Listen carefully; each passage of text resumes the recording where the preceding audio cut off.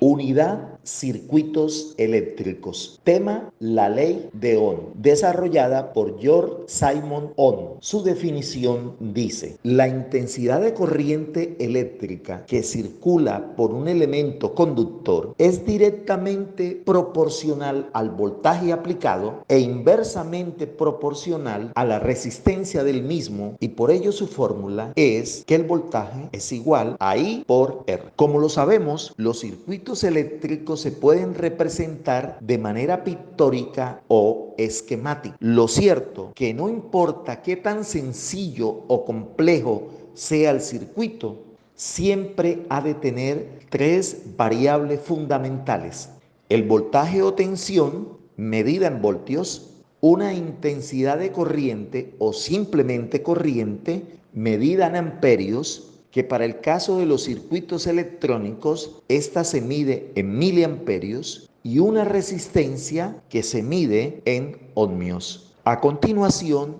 se comprueba de manera gráfica la definición de la ley de Ohm. La intensidad de corriente es directamente proporcional al voltaje aplicado. En el primer circuito se tiene una fuente de 9 voltios conectada a una resistencia de 220 ohmios y se obtiene una corriente de 40,8 miliamperios. Pero si se sube el voltaje de 9 a 20 voltios sin variar la resistencia, entonces se tiene una corriente mayor, que para este caso es de 90,8 miliamperios. En conclusión, si se incrementa el voltaje, de igual manera la intensidad de corriente también se incrementará, porque son directamente proporcionales. La segunda parte del enunciado de la ley de Ohm expresa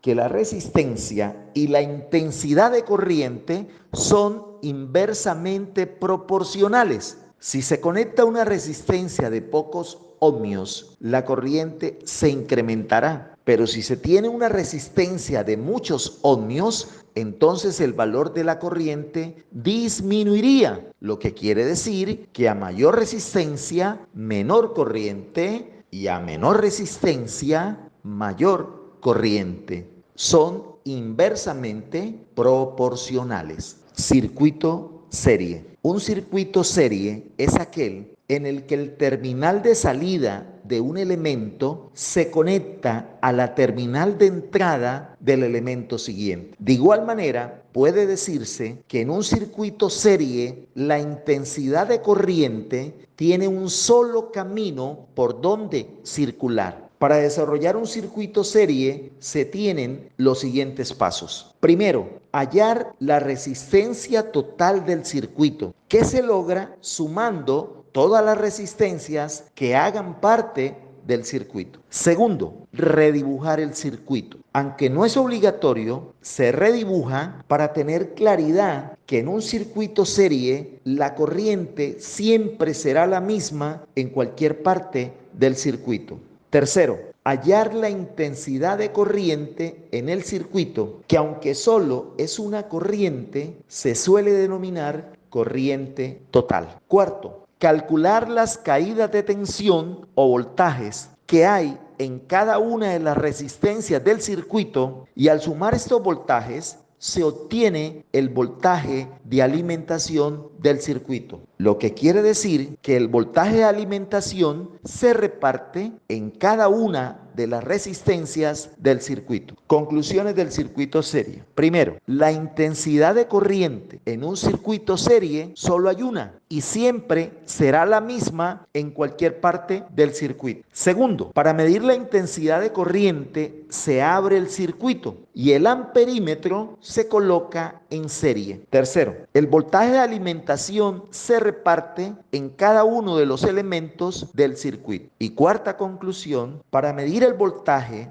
en cada resistencia del circuito se conecta el voltímetro en paralelo en cada uno de los elementos. Circuito paralelo. Un circuito paralelo es aquel en el que los terminales de entrada de sus componentes están conectados entre sí. Lo mismo ocurre con los terminales de salida del mismo. En un circuito paralelo, la intensidad de corriente tiene varios caminos por donde circular, fluir o recorrer. Para desarrollar un circuito paralelo se tienen los siguientes pasos. Primero, hallar la resistencia total, que para los circuitos paralelos se utiliza una fórmula específica. Siempre R total será de valor menor que cualquiera de las resistencias conectadas en paralelo. Segundo, redibujar el circuito, que como se expresó anteriormente, no es obligatorio hacerlo, pero se acostumbra para entender que existe una corriente